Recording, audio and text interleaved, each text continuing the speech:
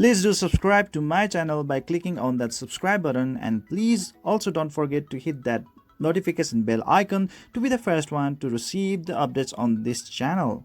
What's going on, guys? Zennosh here, and today I'm bringing this video to you guys about the discussion of the blade gear. So this guide is basically for the beginners.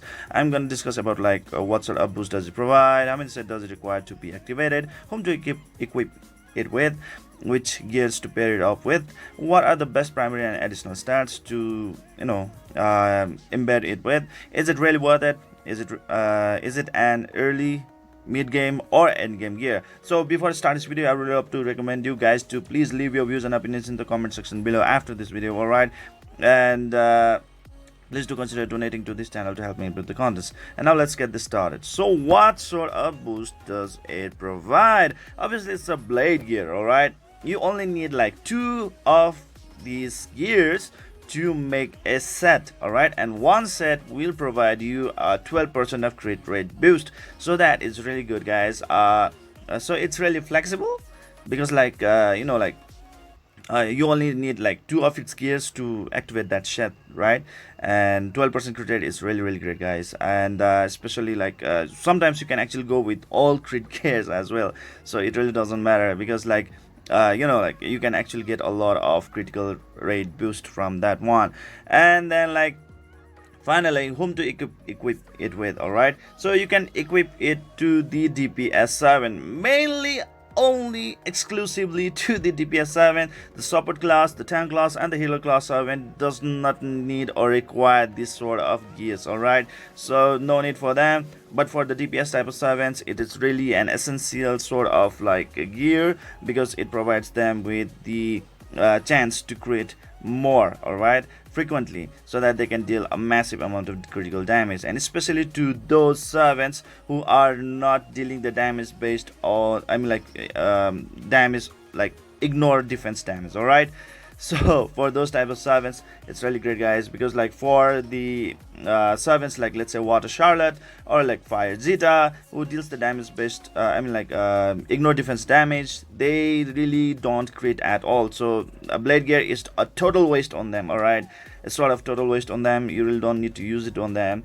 But for the servants that actually deals the damage based on the attack, or let's say based on their defense, or maybe let's say based on their speed, or maybe based on the max HP of this the opponent, these guys really need a lot of critical hit rate. All right, so in those cases the blade gear is there all for the for the rescue. Yes, if you can actually manage to raise the critical rate stats to a very high level or a high numbers without even using the blade gears, then you really don't need to use the blade gear at all. Just go with the havoc gears. All right, that's how it goes. And which gears to pair it up with? All right, so you can pair it up with, obviously the first one as a beginner is with the beast gear set. All right, when blade gears are actually paired up with the beast gear set, it actually gives you a higher chance of like critting rate, right, crit rate. And then like with the critical damage, the damage just amplifies, guys. The damage just amplifies, but it is kind of limited. But when you actually pair it up with the havoc gear set, then oh my god, you are gonna deal a massive sort of damage, and it's sort of like a end game build. All right, in most of the RPG games, this is sort of end game build, right, guys? Have a gear plus the blade gear, that's how it goes on. But in this game, you are allowed to have like two sets of like havoc gears. All right, so that is pretty insane. Just look at it at my like fire Enoch. All right, I have 2 sets of havoc gears that is providing me a 120 plus percentage of critical damage boost. That is just insane. All right, the another gear that we can actually paired up with this is with, obviously like here with the eruption gear, especially for those servants who deals the damage based on the speed stats. All right, if they deal the damage based on the speed stat, then you can actually give them some sort of like critical rate boost, so that they can deal critical damage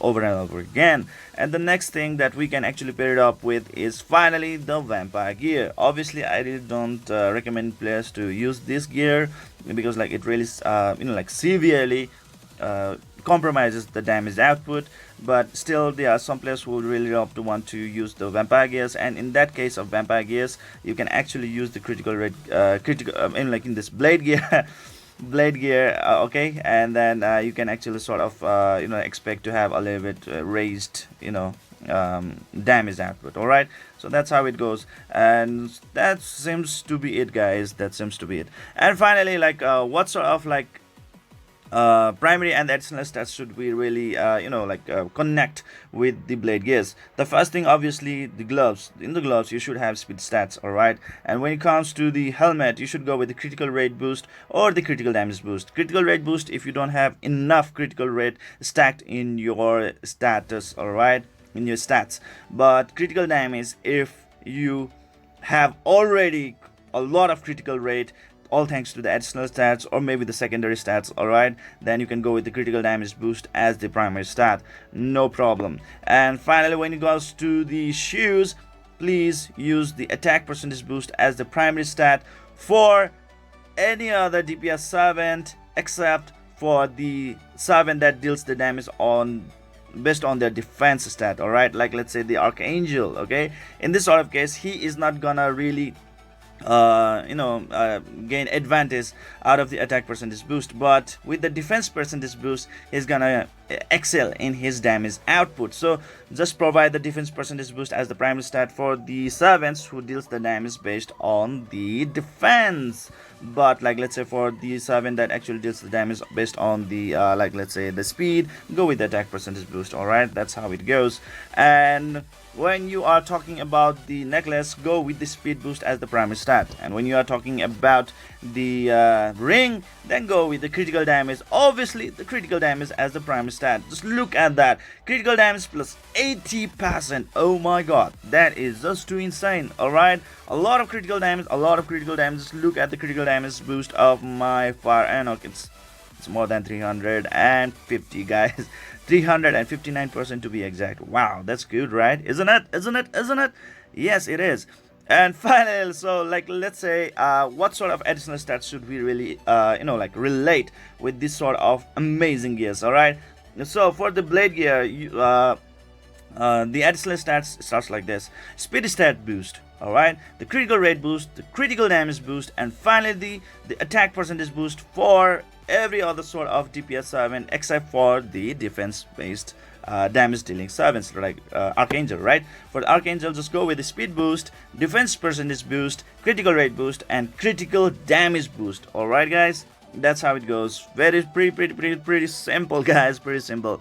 So is it really worth it? Yes, it's really worth it, guys, especially for the beginning and the end game, but I'm like for the mid game. But during the end game, or let's say the late game, all right, Havoc gears are the end game contents, all right, because your additional stats will be able to cover up all those critical hit rates, or maybe you can just put it on the as a primary stat, the crit rate as the primary stat on the helmet. All right, and that's gonna do everything for you. Just look at it, guys.